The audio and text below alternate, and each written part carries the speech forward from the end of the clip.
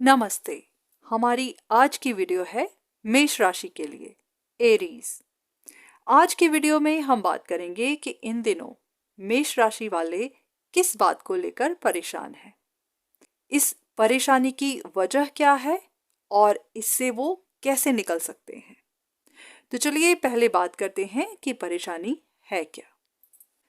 आपकी परेशानी किसी रिश्ते को लेकर हो सकती है, किसी मौके को लेकर, किसी अपॉर्चुनिटी को लेकर, जिसके लिए आप बहुत मेहनत कर रहे हैं, बहुत कोशिश कर रहे हैं। ये कोई ऐसा मौका हो सकता है जिसको आप अपने हाथ से जाने देना नहीं चाहते। हो सकता है कि आपकी जिंदगी में कोई घटना हुई हो या बुरा वाक्य हुआ हो जिसकी वजह से आप बहुत इमोशनल हैं और बहुत उदास भी, अपने आप में बहुत अकेला महसूस कर रहे हैं। हो सकता है पैसे की तंगी भी चल रही है, पर ऐसा जरूरी नहीं है। पर हाँ, इतना जरूर है कि आपको महसूस हो रहा है कि आपकी जिंदगी में काफी अंधेरा है और उम्मीद थोड़ी कम है। जो भी है, जिसके लिए भी आप मेहनत कर रहे हैं, उस पे आपकी डिटर्मिनेशन है तो बहुत पक्की, पर अंदर ही अंदर एक तरह का डर भी है कि जो आप चाहते हो वो अगर आपको ना मिला तो क्या होगा।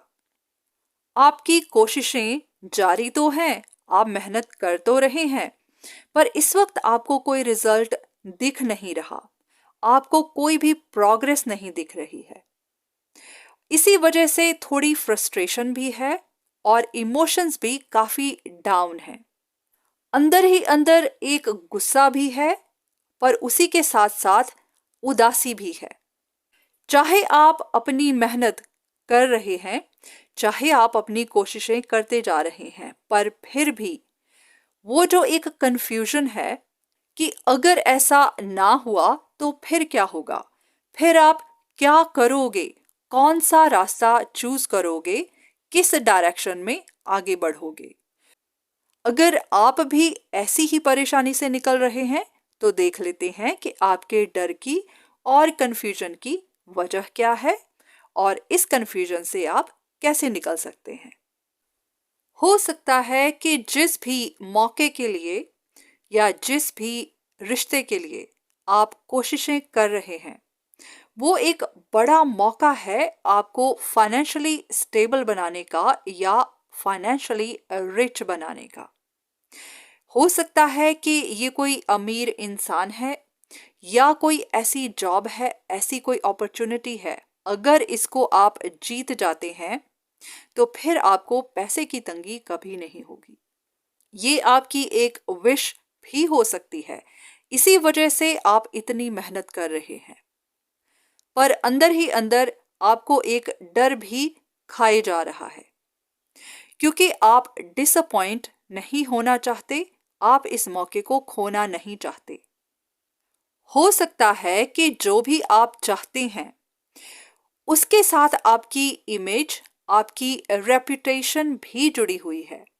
हो सकता है कि काफी लोग जानते हैं कि आप इस मौके के लिए कोशिश कर रहे हैं और काफी देर से कर रहे हैं, और आपको डर भी है कि अगर आप इस कोशिश में कामयाब ना हो पाए तो फिर आपकी इमेज को झटका लगेगा और वो झटका आप बर्दाश्त नहीं कर पाएंगे।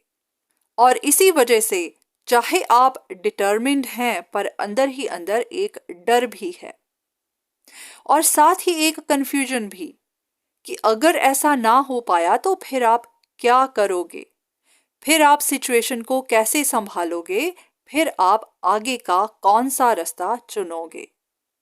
तो आपकी परेशानी की असली वजह इस वक्त है आपका पैसा, आपकी रेपुटेशन, और तीसरा कि अगर ऐसा ना हुआ तो फिर आप कौन सी डायरेक्शन चूज करोगे। अब सबसे पहले एक बात जो आपके लिए जानना जरूरी है वो ये कि आपकी परेशानी, आपकी सबसे बड़ी परेशानी इसलिए बनी हुई है क्योंकि आपके पास चॉइसेस हैं। आपके पास दो चॉइसेस हैं, दो रास्ते हैं, दो डायरेक्शंस हैं। अगर मैं एग्जाम्पल लेना चाहूं तो ये आपकी लव लाइफ हो सकती है, हो सकता है कि आपके पास इस वक्त भी दो चॉइसेस हैं या पास्ट में भी दो चॉइसेस थी। हो सकता है कि आप एक ही वक्त में दो लोगों के साथ डील कर रहे थे और इसी की वजह से ही आपका एक रिश्ता टूट गया और उस रिश्ते के टूटने के बाद आपको रियलाइज हुआ कि आपसे बहुत बड़ी गलती हो गई, क्योंकि ये वही रिश्ता था जो आपको अच्छी फाइनेंशियली स्टेबल जिंदगी दे सकता था।